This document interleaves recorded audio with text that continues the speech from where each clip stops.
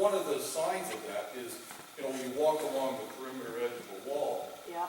the joists are not soft, so probably the sills are not. You don't see any bowing and, No, they're really, other than this little infill that was done between those buildings, somewhat haphazardly, I'll say, that area, there is that condition, but otherwise, no. How about the asbestos that exists in the building? There is asbestos, and there is a report. The majority of the asbestos is vinyl tile, vinyl asbestos floor tile, which is, you know, asbestos, there's two types. There's friable and non-friable. So non-friable basically means it's bound into something like a floor tile. You don't want to grind it and so on, but taking it up and removing it is really not a big deal. And the friable, there is pipe insulation. So that has to be sort of a containment setup. I mean, the floor tile is also taken out under containment. But essentially, you kind of seal up the rooms with plastic. You can do it a piece at a time. And my office in particular, along Kevin, works with us a lot, and we do many thousands of square feet a year of basement work. I mean, as a designer, not that's a good. There's been talks over the years of the addition to the original building on the south side of the library. And some talk has been, that we removed and just cut the original building, that would be an improvement to it. What are your thoughts and plans keeping it as it is or removing it? Our plans are not to remove that section at all. That was a series of bedrooms, might have been rooms for the nuns lived, that's what I was told. In our plan for the use of 55 plus condominium space, we see that as an asset to the development. And so demolition is never a first choice historic restoration. We throw enough stuff away in this world, and I think what we need to start to do is start to reuse more things. So I would be under the impression, unless there was a structural flaw that we couldn't repair, that I would definitely stand against tearing that off. The other thing that's very important in a restoration adaptive reuse is the evolution of time. People sometimes get caught into a mindset with a historic building that they want to bring it back to 1790. Well, in a museum, that's a lovely thing to do, but buildings have passed through time, and so I'm much more under the value of how it progressed through time. For example, our inn in Nova Scotia is an 1880s Victorian mansion, but my 7 guest rooms take you on a journey through time, and the themed rooms date from 1900 to 1960, with our motto saying, tell us which decade you would like to visit and let us take you there, showing you that Victorian house, what it looked like in 1950. That period, and I am not, and I consider myself to be an expert at dealing with old buildings. Who am I to say that the 1950s of that 1870s house are not as important as its 1890s time period? So, even with that, we've had this conversation about the school buildings, the institutional buildings, and there were some people who said to us in the beginning, "Oh, you should try and reface them and make it look like it belongs to." It does belong. It belongs from 1952, and that doesn't mean that we can't add modern windows and modern features to it, but that part of its history, its parochial its contribution during its parochial service was a very important point in its history that we do not want to see lost. So we won't be doing that in any case that we can help it. That wing that's nearest to the library, if you consider the context of the inn, and then the addition of that wing, and it's coming so close to the library, I think there are those who would argue that that was a mistake, and that it could well be removed, and it would benefit both the library and the inn. We walked that really closely today, and yes, that wing does sit on the property line, but it is not too close to the actual library building. If you look at the houses that line the common right now, they're closer in some cases than the Nichawag wing and the library wall is. So my argument would be that maybe it was bad planning, maybe there should have been a more of a setback requirement in 1952, but it's there. And again, I don't think we, and I as a developer, do not want to clog landfills with any more garbage than we already have in them. So I feel that that square footage is important to the project, and I think they did a very tasteful job when they added it on. It was a very sensitive addition. It wasn't like it was just an add-on that didn't make any sense. It really did, they really were very sensitive to the historic building. If you were talking about community involvement and support for this, and suppose there were some community support for removing that wing, and they felt that visually, even though you can say, well, it's within so many feet, and the house next door is within so many feet, would you negotiate with the community on that? If it came down to a financial, and I gotta be honest, I'm not really heavily motivated by financial stuff with this, but if it was only a conversation about financial, there would be a conversation. Now, I think there could be a compromise. I think there could be some aesthetic things that could be thought about, and we would definitely, all of us would be willing to work very closely. In fact, our final development team is going to be made up of people from the community. So we want that involvement. But I think there has to be a real conversation about wasting things and throwing things away. When we talk about our planet and the environment, we really do start to need to think about how we can repurpose. And I don't think that, I think if we're talking aesthetics, absolutely. If we're talking about ripping 25, 30 feet off of a building, that's going to be a really hard sell for someone like me, to be really honest with you. I'd like to maybe have Mr. McNeil speak to you about historic properties. He's an expert in dealing with historic properties, and maybe you could address that conversation. We should really take this. Okay. As Michael said, I think it's a matter of what was there in the timelines.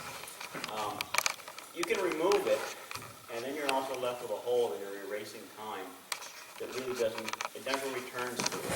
We're never going to return to the Model T car. We're never going to return to the horse and buggy or time without penicillin. And that is an active part of the history of this town. And I think myself to leave it in place is actually the appropriate decision. I think it's important too that we identify. We're gonna give you a little show. In fact, Greg is going to show you a little marketing tool that we're going to use. But I'd like to touch base on how we see this project coming together. If you can't finance it, you can't save it.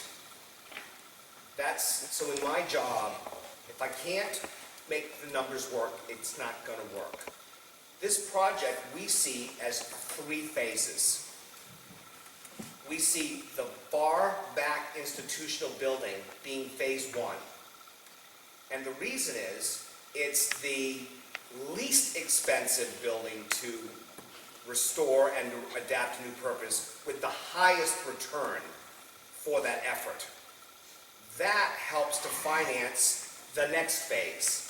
Banks get very comfortable when projects start to have a lot of equity piling up. So phase 1 being the back yields the biggest return to the development, makes phase 2 much easier, which leads you right into phase 3. So phase 1 being the back and say the Nichawag being phase 2 makes the amenities section phase 3 very doable, because now you've got an income stream to support that use. So our long-term plan, and it would be 15 to 18 months, is maybe a little bit aggressive, maybe 2 years to do the whole project, would be done in phases. And it doesn't mean we would neglect the front building at all. There would be a lot of things that would be happening for the front building. But our focus would be on following the money. The banks are going to want us to follow the money. Selling condominiums back there, building space out of that building is going to be a very simple thing with a high return. The other thing that I wanted to talk about is the tax benefits this project is going to yield for this town. Because it is 100% condominiums, we're talking about creating 38 residential tax accounts to this town. We're talking about 20 to 25 covered parking spaces that are condominiums. You can buy a covered parking space. That comes with a tax account. There's a master deed tax account. There's a restaurant tax account. There are amenities spaces that all come with tax accounts. We estimate this town will gain 66 new tax accounts. Your municipal planning strategy back in 2007 and 2009 stated this town's goal was to issue 7 building permits per year over a 7-year period. And from what I know, I think we're at 5. You've given 5 permits. Mike, is there a financial value associated with the 66 new tax accounts in your estimation? Well, based on your tax rate, and say you've got a unit worth $200,000, roughly $250,000 a year would immediately ripple into this town's annual income forever. That's something you can't dispute. That's actual facts. So we really need to look at how do we try and grab that opportunity. So I was saying, the town is years behind its municipal plan, which was to issue 7 new building permits a year. And you've issued about 5 that I know of in that time. So what does that mean? It means that you're struggling, and I sat in this room in the 80s and struggled whether we were going to give the teachers a raise or buy a new fire truck one year. And I know what it meant to my tax bill, and I know what you people are faced with in this town. This project enables this town to have services that you never dreamed possible. And if you throw it away, you're going to have a 20-year bill to pay off the demolition. So when we look at this development, I want you to see it as opportunity. What could this town do with $200,000 plus a year in new tax money? You wouldn't be sitting here wondering if you could give your teachers a raise anymore. You wouldn't be wondering, can we afford the broadband setup and how much is that going to cost us? These things will just be able to happen. And it's not going to hit every single one of you. So that's the real benefit. So again, in preservation, in development, we follow the money. In the phases of the development and in the long-term sustainable economic benefits to the town. How much do you figure each condominium will cost? This is a good question, because I want this to be available to everyone. So we decided that what I did was I got a demographic study offline that showed me not only the town, but the region's demographics. Age, race, income, the time you've owned your house, what the equity base is in the community as a whole, drive time to and from work, all of those demographics. And what we determined was that there are people in this community that would want to have a high-end condominium, who have lived a significant lifestyle, who have lived in a grand old house, who have made a very comfortable living, who are not going to want to sacrifice the quality of this next phase of their life. So there would be a couple of units, and I estimate 3 maybe, that would be upwards to $350,000 to $400,000. But then the majority of the units that we see would be somewhere between $250,000 and $175,000.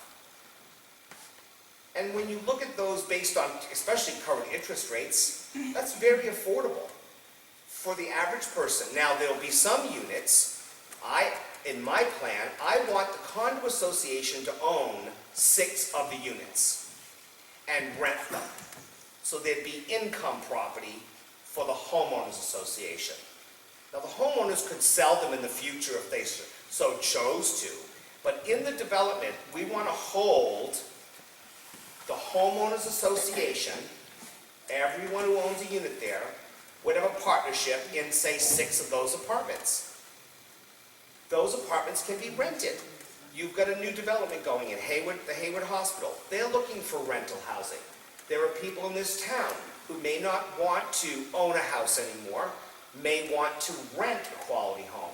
There'll be rental space available there. So now we've got the high-end buyers, the mid-range average buyer, average price range buyer, and we've got the person who wants to live independently and pay a fair rent and live in a nice space. So nobody's excluded. That creates a stable residential community. Would the price factor also have to do with square footage, not necessarily? Price is pretty much based on square footage. So the price per square foot, depending on what we've been finding out, and we've got a little bit of a, it's hard because there's not a lot of new construction to base those kinds of numbers on, but based on a price per square foot, our unit sizes that we've been talking about are between, say, 800 square feet and 1,500 square feet. Very, very comfortable, decent spaces. Can you tell me how much the condominium fees would be? Well, the condominium fees will be determined once the homeowners association budget is formed. But in the condominium association fees, that fee is going to include your electricity, it's going to include your common area tax bill, it's going to include all management and maintenance services. The average bill will probably run between $350 to $450 a month. And the average person who lives in an average home pays more than that.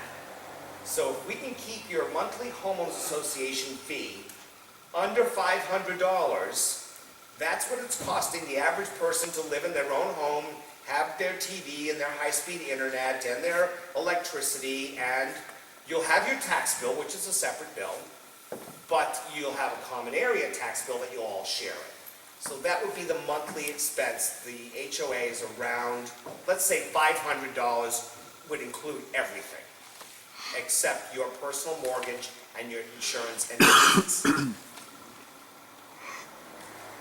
that include the Yes. You mentioned preserving the original structure, and of course, from an historic district commission perspective, that's something that would be very favorable. It also is part of, it's a key part of the character of the town. It really is the centerpiece of the town. And so that part's great. But is there any thought of preserving some of the interior, which is very period and has historic value? What we've determined and what we've seen, the entire main floor will be completely restored in the Nichawak. Everything will be completely restored. In the units in the Nichawak building, all that we really see of any real historic value are the fireplace mantels, maybe some interior doors. Otherwise, it's pretty much just a 1x3 pine casement. It's not a lot of. Now, the flooring systems we found today are beautiful in the entire building. So anywhere we can save the staircase will be preserved.